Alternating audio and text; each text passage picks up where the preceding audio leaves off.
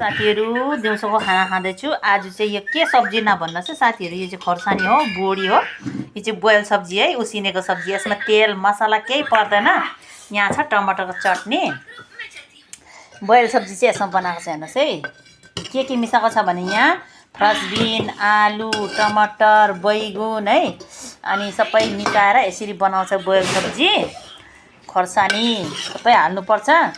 अनि यसमा चाहिँ मसला तेल केही पर्दैन। म चाहिँ यस्तो सब्जी मनपर्छ, टाइम टाइममा खान्छु। छोरी खाने अरे। भात दिउँ? भात ल आफै पस्किने, लु आफै पस्किन्छ अरे। आमा छोरी मात्रै छ घरमा। छोरीले पनि धेरै मन पराउँछ है बोइल सब्जी चाहिँ। भात एक थर खाइसक्यो, मैले खाएकै छैन साथीहरू। हेर्नुहोस् त,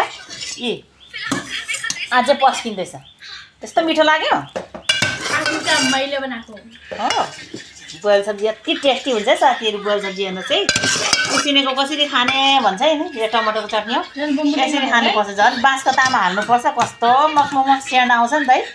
हामीहरू त यस्तो खाने बानी छ। हामी त उसिनेको खाँदा आमा बोइल सब्जी बनाएको त्यस्तो मिठो लागेर यो भाँडामा भर्ती बनाएको खतम पारिदियो है। भात पनि खतम पारे क्या हो। ला क्विट सबै चाटचुट पारेर है टमाटरको चटनी त्यस्तो मिठो लागेको। हेर त ढल्केको भात खाएर त्यस्तो ढल्किनु हुँदैन त छोरी मान्छे। मैले बनाएको अब सबै थाल चाटेर छैन, त्यस्तो मिठो लाग्यो। आमा हेर त, भोक लागेर खाएको हो कि न मिठो लागेर खाएको है। बोइल सब्जी त्यस्तो मिठो लाग्छ साथीहरू। हामीलाई चाहिँ त्यस्तो मिठो लाग्छ बोइल सब्जी चाहिँ। फेरि गुड खाँदैछ। मलाई पनि लिएर सानो टुक्रा। मैले पनि सबै खतम पारेँ हो भात त। यो खोर्सानी चाहिँ खानु सकेन। खोर्सानी चाहिँ धेरै हालेको छ छोरीले।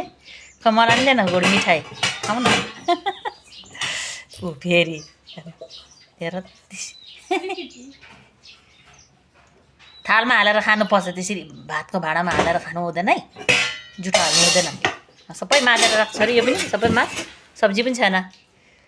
त्यसरी नखानु नि भाँडाबाट है, खानु हुँदैन त्यसरी। त्यो भात पकाउने भाँडामा कराईमा खानु हुँदैन। छोरी मान्छेले राम्रो हुँदैन।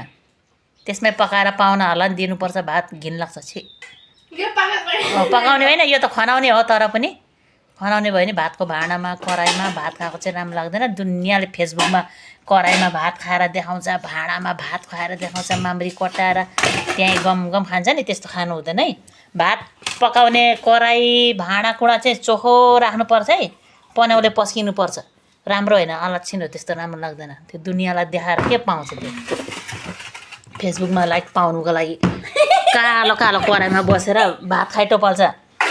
त्यस्तो नगर्नु, म त राम्रो लाग्दैन त्यस्तो खाले आइमीहरूलाई। कराईमा खाने बिल्कुल मन पर्दैन।